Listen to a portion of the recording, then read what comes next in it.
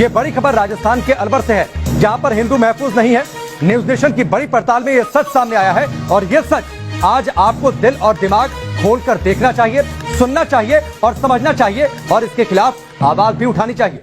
अलवर में हिंदू बच्चियों के साथ घिनौनी हरकतें लगातार बढ़ती जा रही हैं। कई मंदिरों पर कब्जा वहां पर किया गया है, मस्जिदें बना दी गई हैं, धर्म नहीं बदलने पर लोगों की हत्याएं की गई हैं, आरती और घंटी बजाने पर मंदिरों पर हमले किए गए हैं। यानी मंदिरों में आरती करना और घंटियां बजाना पूजा पाठ के दौरान एक तरह से पाबंदी जैसी स्थिति कई गांवों में हिंदू आबादी ना के बराबर रह गई है।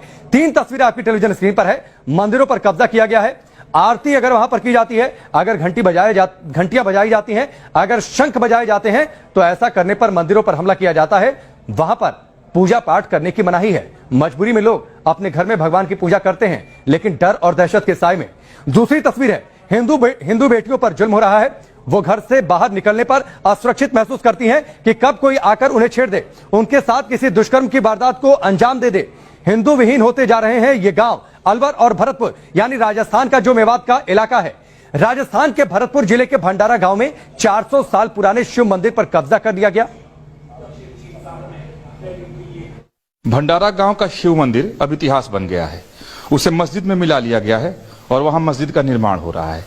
यहाँ के हिंदू समाज के लोगों ने काफी उसका विरोध किया, क्योंकि अब वो अल्पसंख्यक हैं, बहुत कुछ कर नहीं सकते, तो उनके आंख के सामने ही उनके मंदिर पर कब्जा कर लिया गया और मस्जिद बना दिया गया। अब ये लोग इतने दुखी हैं, शोक संतप्त हैं कि जो एक मंदिर था वो भी निकल गया हाथ से। यहाँ हिंदू बहुत कम है, 1000 घर से ज्यादा मेव मुसलमानों का है और उसके मुकाबले हिंदू यहाँ इतने कम है कि अगर प्रतिशत बताई जाए तो 8-10% से ज्यादा यहाँ हिंदू नहीं है। तो ऐसी स्थिति नहीं है कि ये लड़ सकें, अपने मंदिर के लिए संघर्ष कर सकें। कानून का सहारा जरूर ले सकते हैं, लेकिन उसका भी कोई फायदा नहीं हुआ है। इस भंडारा गांव के तमाम बुजुर्ग लोग और यहाँ के लोग हमारे साथ मौजूद हैं, जो बताएंगे कि ये मंदिर कब से था, कितना पुराना था, कब कब्जा हुआ, कैसे कब्जा कर लिया गया।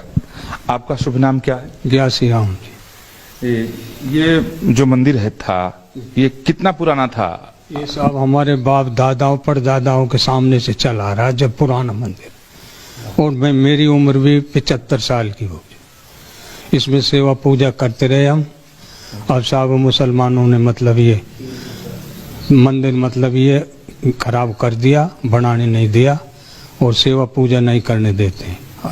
अच्छा। हाँ जी, हमारी जनसंख्या बहुत कम है जी, अल्पसंख्यक में हमको नाजायज ये सताते हैं और मंदिर पर कब्जा कर लिया इन्होंने।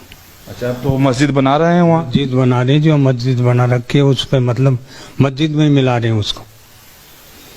अच्छा, मस्जिद में मिला लिया, मैंने देखा कि उसको। जी हाँ, मिला लिया जी। और इस सच को आज देश को सुनना समझना चाहिए कि आखिरकार हम किस दिशा में जा रहे हैं। राजस्थान के मेवात, जिसका जिक्र हम लगातार कर रहे हैं, वहां पर हिंदुओं पर अत्याचार हो रहा है।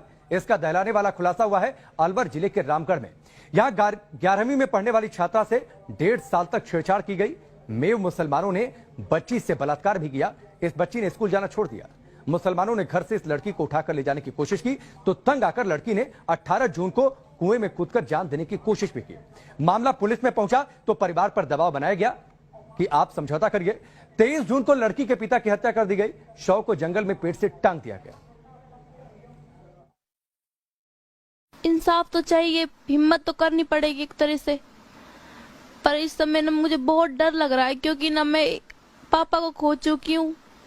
कोई भरोसा नहीं कि मेरे भाइयों तक की मुसीबत बन जाए। अब तक मैं मजबूत हूँ बयानों पे, लेकिन आगे पता नहीं, क्योंकि धमकियां तो अब भी है हमारे पास। कहा गया है कि 1 लाश बिछ गई, आगे जाने कितनी लाश बिछ सकती है, कोई भरोसा नहीं है।